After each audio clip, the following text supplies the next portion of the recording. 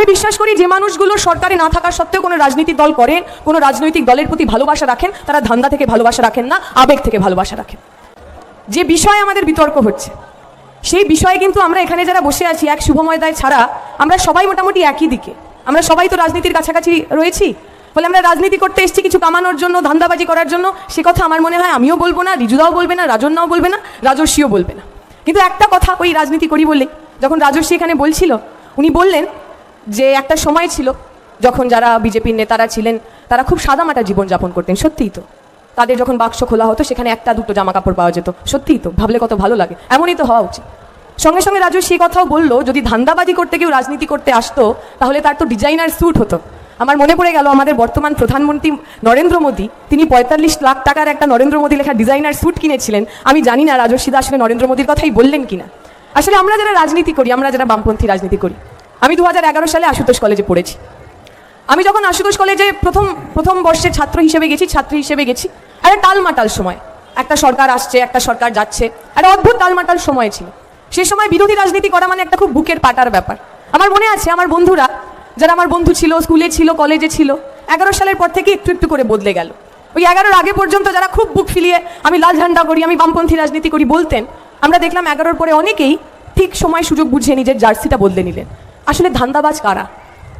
34 বছরে যখন আমাদের দায়িত্ব দিয়েছিলেন সাধারণ মানুষ, তখনও তেমন বহু মানুষ ছিলেন যারা বিরোধী রাজনীতি করতেন, কংগ্রেস করতেন, তৃণমূল কংগ্রেস করতেন, কেউ কেউ হয়তো এদিক ওদিক একটু আদ্রু বিজেপিও করতেন। আমি বিশ্বাস করি যে মানুষগুলো সরকারে না থাকা সত্ত্বেও কোনো রাজনৈতিক দল করেন, কোনো রাজনৈতিক দলের প্রতি ভালোবাসা রাখেন, তারা ধান্দা থেকে ভালোবাসা রাখেন না, আবেগ থেকে ভালোবাসা রাখেন। আমি বিশ্বাস করি 11 সালের পর আমরা যারা কলেজে বামপন্থী রাজনীতি করেছি, আমরা যারা 21 সালে নির্বাচনে লড়েছি, হেরে যাবো জেনেও নির্বাচনে লড়েছি, আমরা কিছু পাওয়ার জন্য রাজনীতিতে আসিনি, একটা স্বপ্ন নিয়ে। যারা আমাদের রাজনীতি শিখিয়েছেন, কমরেড সুদীপ্ত গুপ্ত, আমি ব্যক্তিগতভাবে সুদীপ্ত গুপ্তর খুব কাছের ছিলাম।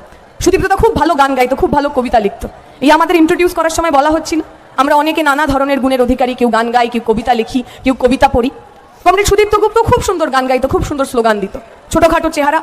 আমার মনে আছে সুদীপ্ত গুপ্ত যখন খুন হলো, সুদীপ্ত গুপ্তর মৃতদেহ যখন নিয়ে আসা হয়েছিল, আমাদের দায়িত্ব ছিল ওই মরদেহ যখন নিয়ে যাবে তখন ফ্ল্যাগ নিয়ে দাঁড়িয়ে থাকার। আমি দাঁড়িয়ে থাকতে পারিনি। সুদীপ্ত গুপ্তর একটা চোখ ছিল না, থেতলে গেছিল। সুদীপ্ত গুপ্তর হাসি মাখা মুখ প্রথমবার আমরা দেখিনি। প্রথমবার সুদীপ্ত গুপ্তর দেহ ছিল, শরীর ছিল, তাতে হাসি ছিল না। আমরা ওই কমরেড সুদীপ্ত গুপ্তর শরীরে হাত ছুঁয়ে প্রতিজ্ঞা করে এসেছিলাম, সুদীপ্ত গুপ্তদের যে অপূর্ণ কাজ, তাদের যে অপূর্ণ স্বপ্ন, সবার হাতে শিক্ষা, সবার জন্য কাজ, সব ছেলে মেয়ে পড়াশোনা করবে, কার পকেটে কত রেস্তো আছে তার উপর নির্ভর করবে না, সে কলেজে যাবে না। আমরা আশা করেছিলাম, আমরা শপথ নিয়েছিলাম ওই সুদীপ্ত দাদের অপূর্ণ স্বপ্নগুলোকে আমরা রাজনীতি করব। আমি গর্ব করে বলতে পারি। এখন ধান্দা কথাটাকে কিভাবে আমরা ব্যবহার করি তার উপর ডিপেন্ড করে।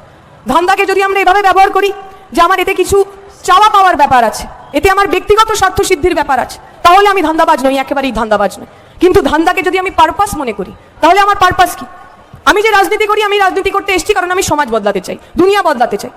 যে মানুষ খেটে খাওয়া মানুষ, মেহনত কাজ যাকে হিন্দিতে বলে, গরিব মানুষ, ওয়ার্কিং ক্লাস যাকে মানুষ বলেন, যে মানুষ টোটো চালান, যে মানুষ এখানে ছোট্ট স্টল দিয়েছেন, যে মানুষ রিক্সা চালান, যে মানুষ ধান ফলান, যে মানুষ কল কারখানায় উৎপাদন করেন, সেই মানুষগুলোর হাতে ক্ষমতা দিতে হবে।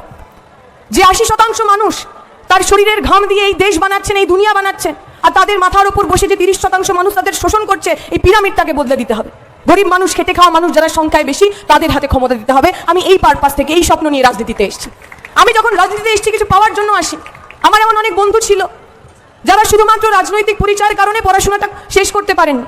আমি জেএনইউর ছাত্রী। আমার জেএনইউতে নাজিব বলে একটি ছেলে ছিল, নাজিব আহমেদ।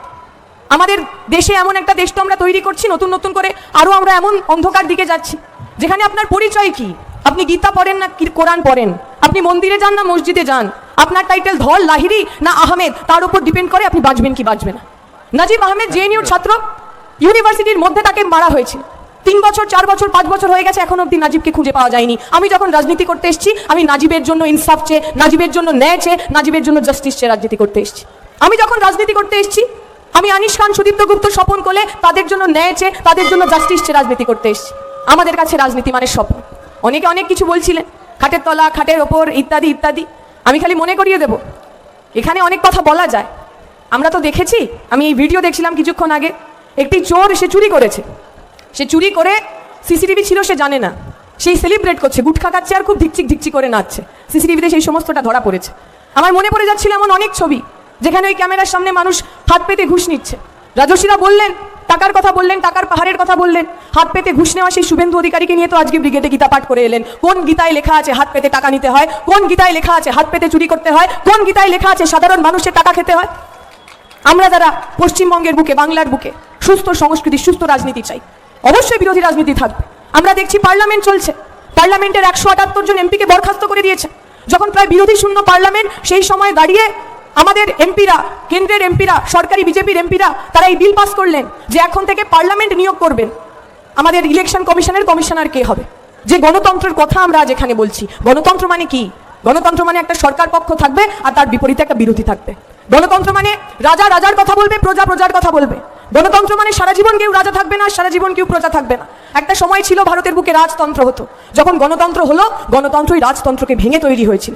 রাজতন্ত্র বলতো রাজার ছেলে রাজা হবে আর মন্ত্রীর ছেলে মন্ত্রী। গণতন্ত্র বললো রাজার ছেলেও প্রধানমন্ত্রী হবে না, গরিবের ছেলে প্রধানমন্ত্রী হবে, খেটে খাওয়া মানুষের ছেলে মেয়েরা তারা প্রধানমন্ত্রী, মুখ্যমন্ত্রী, রাজ্যের মাথার উপরে বসবে। আমরা সেই গণতন্ত্রের স্বপ্নকে নিয়ে, যে গণতন্ত্রে কথা বলা যায়, যে গণতন্ত্রে আঙুল তোলা যায়, যে গণতন্ত্রে সরকারকে জিজ্ঞেস করা যায় রাজা তোর কাপড় কোথায়, যে গণতন্ত্রে সরকারকে জিজ্ঞেস করা যায় কাহা গায়ে আছে দিন, কোথায় গেল মামাটি মানুষের সরকার, কোথায় গেল পরিবর্তন। যেদিন আমরা এই প্রশ্নগুলো আর করতে পারবো না, সেদিন সেটা পশ্চিমবঙ্গ হোক অথবা দিল্লি, সেটার গণতন্ত্র থাকবে না। আমরা যেন ইল্লুয়া বইবেলার মাঠে গণতন্ত্রের পাঠ পড়ি, বিরোধিতার যে আওয়াজ, বিরোধিতার যে স্বর, তাকে শুনি এবং তার সঙ্গে করে বিতর্ক করতে হয় সেইটা শিখতে পারি। এইটুকু বলে আমার কথা শেষ করব। শুক্রিয়া।